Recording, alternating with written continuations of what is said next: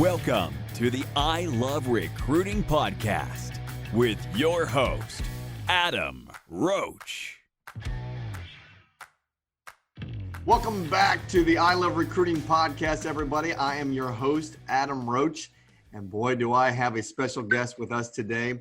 I have my friend for probably the last nearly decade. His name is Courtney Atkinson, all the way from Canada. Going to join us today on our podcast talking about, well, how he's grown Atkinson Realty to a $100 million company with nearly 20 agents right now, with the vision to grow it to double that in the near future. So Courtney, welcome, brother. Hey, brother. Thanks for having me. It's so awesome to be on your podcast, man. It seems like we do this so regularly, right? We chat lots, and then now we're getting to talk a little bit of business on your podcast, man. Thanks for being here. Thanks for having me. Yeah, man, absolutely. So to give everybody a little background, so Courtney and I both belong to a group called GoBundance. And GoBundance, if you want to talk about recruiting, oh my gosh, they have recruited some of the best, we'll call them best bros in the world related to being a whole life millionaire. So I highly recommend going and checking out GoBundance.com. So Courtney and I get to talk every single Wednesday on what we call a pod, our Go Pod. And we get to share everything in it. It's really, really cool. And here's what I've learned from Courtney, and I'm going to let him speak here. This guy is a growth machine. This guy is a recruiting machine as it relates to recruiting the people around him to his vision, recruiting the people around him to the culture that he's built. And he's going to share with us today how he's done that and where he's come from. So Courtney, start us off.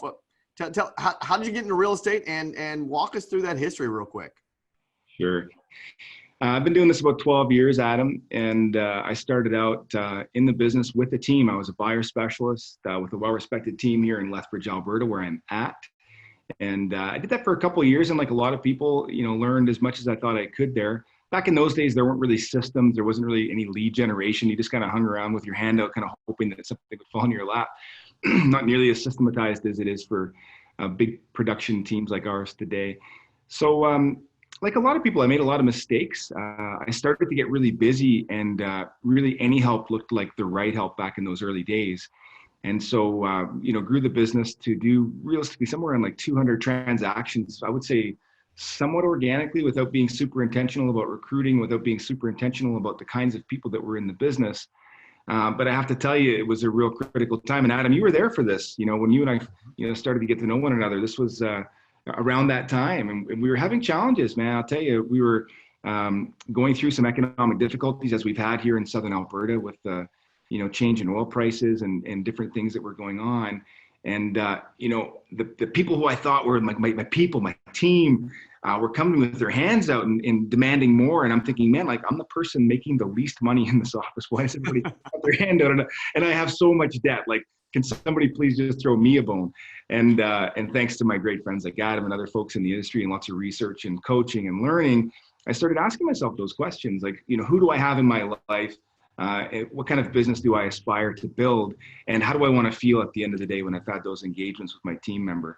And so we very strategically started talking about our vision for how the business would unfold, what our futures would look like, and the kinds of people that would be with us at that time, and set forth that vision. And fortunately, when we had clarity around that, it was, I don't want to say easy, but it was certainly a lot more possible to attract the right kind of people that would help us do that.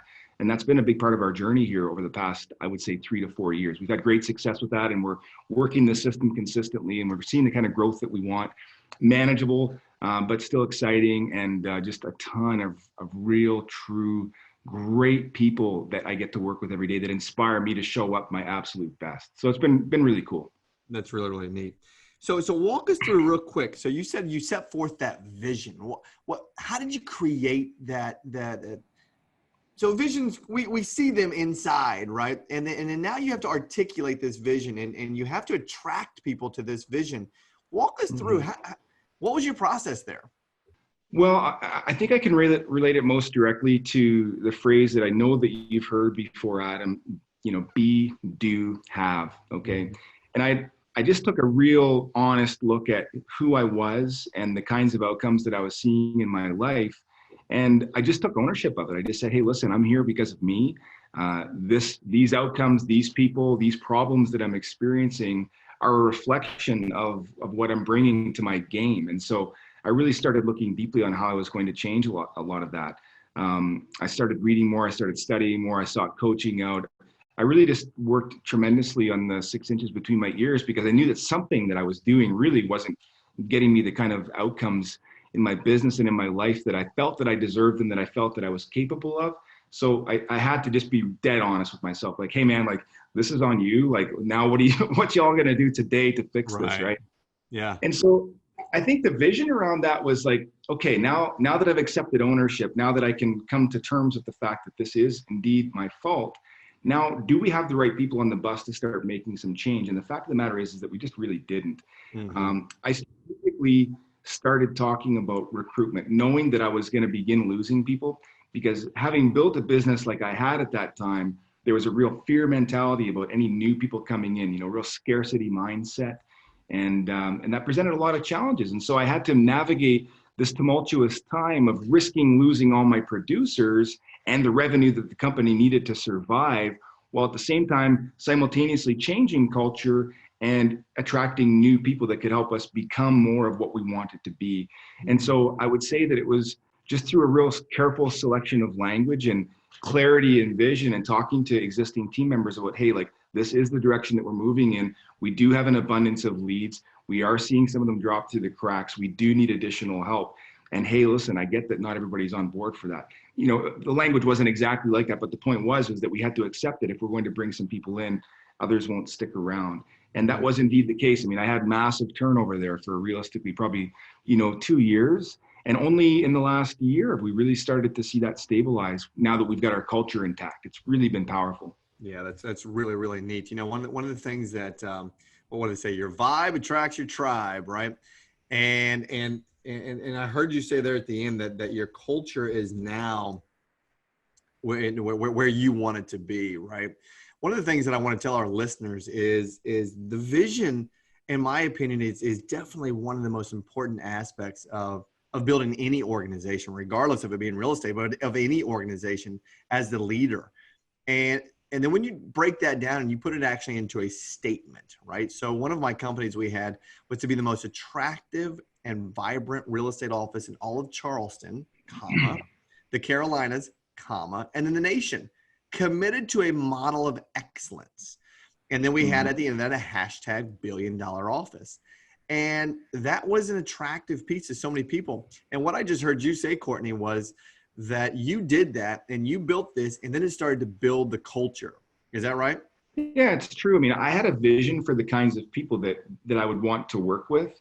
But the fact is that what we had wasn't attractive to those people. I mean, I couldn't bring those people into this mess and be like, hey, you're going to feel right at home here. So I strategically started using language. And this might sound like I was a false prophet at that time, but I just began speaking in future terms. When I would speak to people about our culture, I would describe for them the culture that I was creating. If I told them about the culture that I had in this moment, they wouldn't have been attracted to come with me, but I knew that I would get there. I didn't know when, but I knew that I was building this, and I knew that I needed that person, and I was all in on making it happen. And so I felt confident, and I felt in my integrity describing what I was building, and that did attract those people. And that laid some of the foundation that we were able to leverage further as we brought more and more people into the organization. Right. And it's been in the last year or so that you've brought now in Lethbridge there a lot of people into the organization, right? Yeah, that's right. We've I've lost count now, but we've probably brought in about 12 to 15 people through our boot camp. We were one of the first people in Alberta to have a proper education system for onboarding agents. We put them through their course. We pay for that. We get them prospecting for 5 hours a day for about 3 months.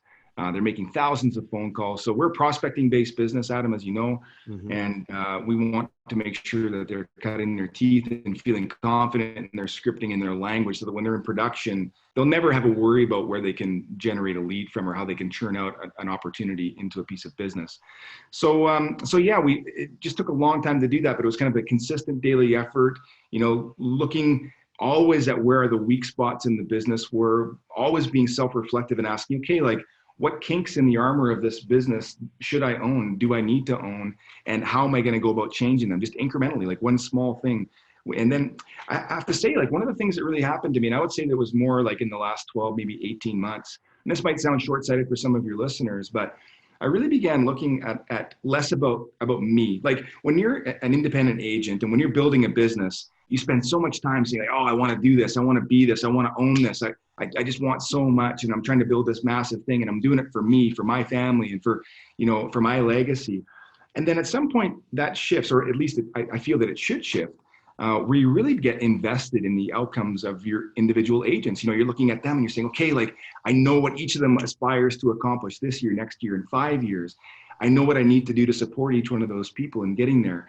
And then it becomes so much easier to pour so much more value just with that simple shift in psychology when you're looking at somebody in the eye and saying, okay, like I'm there for you and I got your back and I want to help you crush what your goal is. Now, the company has no goal for you. Like if you're a stay-at-home mom that wants to sell 15 houses a year and you're in culture, you're a great fit on my team. If you're one of these people that wants to work 100 hours a week and sell 100 houses this year, you're a great fit for our team. And we'll support you and coach you according to your own needs. But I'm not invested in those outcomes. And it's been really empowering for me. And it's been really awesome to see how much change that's impacted the agents as well. So everyone, I know you just heard this. This is so Courtney, at iloverecruiting.com and the I Love Recruiting podcast, we have an equation. And that equation goes like this: recruiting equals influence equals leadership. Mm-hmm. Because if you think about it, to be a good recruiter, you have to be someone of influence, right? You've got to be able to learn how to ask the right questions and understand where they are looking to grow to, not you. And you just nailed that. And then watch this.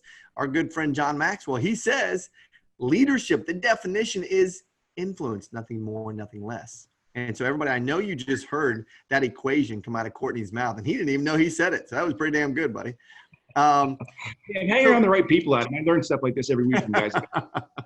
So check this part out, everybody. Outcome of the agents. So walk us through that shift that you had. That's powerful, right? From going to what's in my best interest to what's in your best interest, and how can I help you grow, right? How can I help you grow to where it is you ultimately see inside your head? And you start that process by your boot camp, right?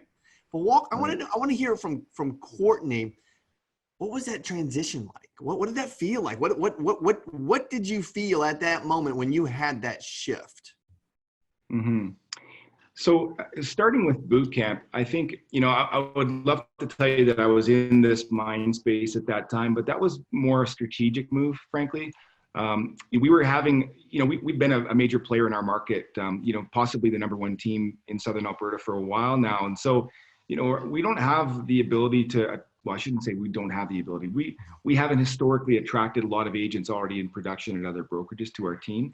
And so we identified this market of people doing career transitions. But of course, the natural issue with that is that it's expensive to leave a job when you don't know how you're going to do in real estate. And so we thought, okay, like how can I create a model where we can nearly ensure people are going to be successful once they've been through this boot camp? And so we just structured it, and we made the investment and did a small trial, and it worked out. And we had great team members, and we built the culture that we wanted by giving them that value, by creating curriculum, by giving them opportunity, by trusting that they would deliver, and by showing them our consistent support.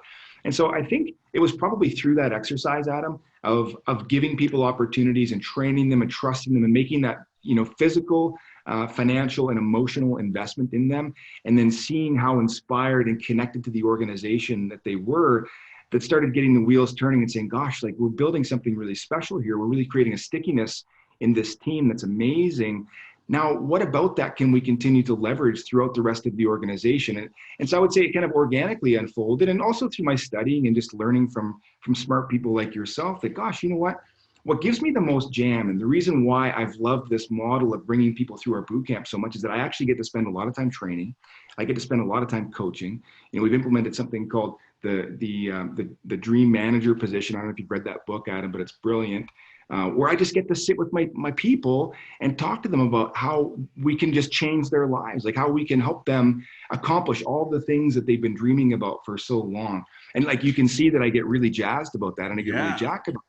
And so how easy is it just to do more of that? Like once you found the one thing that you absolutely love to do and you're actually good at it, then pour the heck more into it, right? And as it turns out, it builds great culture. It makes us more attractive for recruitment, and it makes it a lot more fun place to work. Our retention is much higher, and the happiness around the office is great. And even during a time like this of COVID-19 and coronavirus, we're still having great team meetings. We had actually literally our best week in the last 7 days. We wrote 17 deals. Wow. That would put us on track for like 800 transactions this year if we kept that pace all year. So, I mean, those are the kind of things that you're able to do when you have great culture. Even during times like this, your agents are still out there producing, they're still happy, they're still motivated. And most importantly, the 6 inches between their ears is enriched and fulfilled and engaged. And they're able to bring that to their clients. And that's what we want for them, right? We want them to have those same types of engagements. Mm-hmm. Absolutely. It's funny. I was watching someone the other day. They were having, because of coronavirus, they were having a happy hour on Zoom.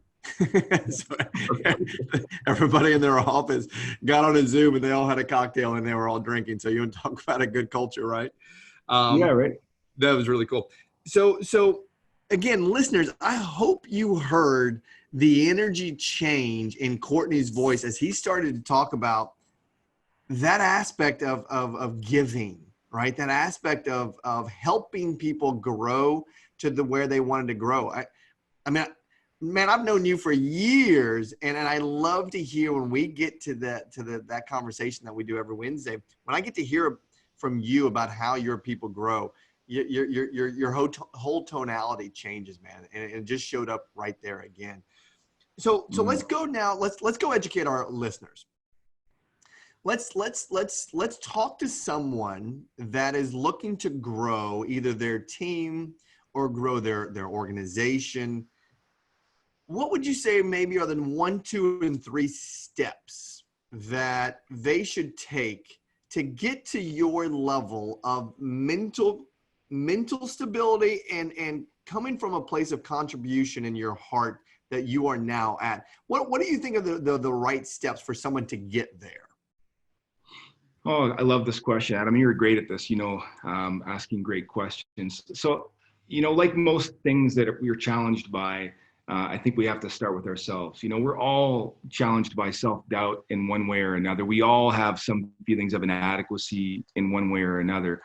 And I had a false belief that what I was building, or that what the team was at that time, would be unattractive, or that people wouldn't be interested in working with us, or that the splits wouldn't be appropriate, or that there wouldn't be enough business. All those fears were very real for me in that time. And I'll tell you, the way that I navigated it was that I had to. Like, I was literally, we needed to make this change, or we would have to significantly restructure the way that we did business. So it wasn't like a soft, easy thing for me to do. I was up against the wall and had to do it. And so, there was cause, obviously, to have those harsh conversations with self and with other team members. So the first thing was kind of getting past that and recognizing, okay, I've got to make a change here, dealing with that. And then the second thing for me has always been kind of like my testing ground, is I'll just casually go out and kind of pitch ideas to people that I know, like, and trust. And then I'll kind of expand those conversations further and further out my sphere. And so I just began telling people, hey, I'm recruiting. We're looking at bringing in new agents to the team. And I would just have those conversations. And I have to tell you, next thing I knew, just organically, people were showing up for me. And that gave me the confidence that I needed to feel that, hey, listen, somebody out there, even if it's somebody that I don't want to hire, feels that this might be a good place to work, or that we're doing something special or at least noteworthy. And so that began happening with some regularity. And I would say the first 2 recruits that we brought in were brought in that way without a whole lot of effort. And again, I would say even the 3rd and 4th were brought in kind of organically. And those are the people that helped us really navigate that time when we had to get past some of those major cultural changes. So that was kind of phase 1 and 2. And then I would say phase 3 was a much more strategic one. By that time, I'd had the confidence to know that, hey, listen, we've got something that works. We've got this boot camp program now that, while still clunky, is educating people and empowering them to be successful in a fairly short period of time. And so let's try to work that on a bigger scale. And so I began using recruiting software, just like yours, and started realizing that, hey, listen, now there's this flood of people, like literally getting, from Recruiting Bridge, hundreds of inquiries of people who are interested in coming to, at very least, hear more about my organization and what makes us so special. And so, as you can imagine, I shared with you that, that I love inspiring and leading and coaching and talking to my agents about their success. Well, you know what? Recruitment is that same thing, isn't it? You get a group of people. We just did info sessions, right? I wasn't even interviewing people one-on-one. I guess I started doing that first off. I would conduct phone interviews, go out for coffees, but it was just such a huge time suck. And honestly, I found that I was meeting some people that I really shouldn't have been spending time with. And so these information sessions were designed to get people out at a specific time. And of course, we'd have 3 or 4 that they could choose from. And then we would just sit in the boardroom, sometimes as many as 20 or 30 people. And we just answer questions. And I'd have a bit of a presentation that I'd go through and have a great dialogue and talking to people about what it was like to work here. Again, it's in some cases still talking about the future business as they would see it by the time that they got here. And answering their questions about what it's really like to sell real estate and making the transition. And that was really, really fun for me. And really, really soft sell out. I mean, maybe my approach is different than some of your other clients, but my approach was, hey, listen, it's been really good chatting with you tonight. I don't want to take any more of your time, but I'll say this. If you're interested in taking a step further and talking more about this business in person, here's my business card. Just reach out to me by text and we can engage you in a conversation. So I would get those texts back. I would defer them to my leadership team, let them do some interviews. And then if it worked out that we should meet, I would do that. One other key tip, maybe kind of step 4 or 5, I forget where we're at right now, that I found really powerful was that if they texted me back saying that they would like to take it further, I said, listen, just send me a quick video. Tell me 2 things that you would expect from Atkinson Realty should you be a successful candidate, and tell me the 2 things that I can expect from you. And that was really powerful in uncovering some of the personality and even just some of the desire and willingness to get in front of a camera and how people kind of spoke and how they would engage. And that was, I would say, a really powerful piece in qualifying some of those folks. So kind of a long story, but those are really all the steps to get into the process that we use now successfully to bring in, realistically, we could bring in probably a dozen or 20 people a year if we wanted to, but we're very choosy now that we've got this culture that we're protective of, and we only need a few more people to cover off our small growth that's required and a little bit of attrition that we might experience year over year. Mm-hmm. That's great. So here, I'll go back and I'll summarize real quick. What I heard you say there was you got to start with yourself, right? You got to change. If you are, and you didn't say this, however, I can say this because we can be honest with each other. Sometimes our ego gets in the way, right? And we have to shed that ego of looking good and being right. So you got to change yourself. And then I heard that you went out and you seeked evidence from other people about your ideas, right? And this was probably your core group of people. And actually, I think I remember some of those conversations. And then you went into the systems approach, right? I heard you talk about Recruiting Bridge. I heard you talk about recruiting systems that you put in place. I heard you talk about some of your soft closes, which are systems, right? Getting the cards and having people follow up. And then the last one I heard was setting expectations, right? So to get to a place of where you are right now, all of our listeners, there was the 4-step approach to a man who's grown a company doing 350 units, over $100 million in production right now. And he's a badass dude, guys. I'll just tell you that. And he lives in Canada, right? And he's frozen half the time, and he's still doing all that production. I get 2 more things to say around that I think will be helpful. One, we're in small markets, so it might be worth noting for your listeners that are in different markets. Lethbridge is about 100,000, and Medicine Hat's about 65,000. So we're not huge markets. And so to attract this number of people, we think is significant. To be able to do that many transactions in a market that size, we feel is significant. So I'm saying that because I'm proud of it. And I'm saying it in case some of your listeners have self-limiting beliefs about how much they might be able to scale in their given markets, or how many agents they might be able to recruit. Like in Lethbridge, we have 315 agents. We'll have 20 of them in no time. Medicine Hat is about 200. We'll have 15 of them in no time, right? So it's not substantially difficult with tools like the ones that we're talking about here, Adam, to do that. Right. But one of the things that I want to caution your listeners on is a lesson that I learned early on that I didn't highlight, but it's worth noting, that the things that you recruit on are the things that you have to deliver, okay? So for example, if I spend all of my time in my recruiting sessions recruiting on the volume of leads that we provide our clients and all the money that our agents are going to make in their first 6 months, their first 6 years with us, or whatever, those will be the exact same reasons that people leave in those times if we don't deliver on those promises in 1 month or 2 months or 3 months.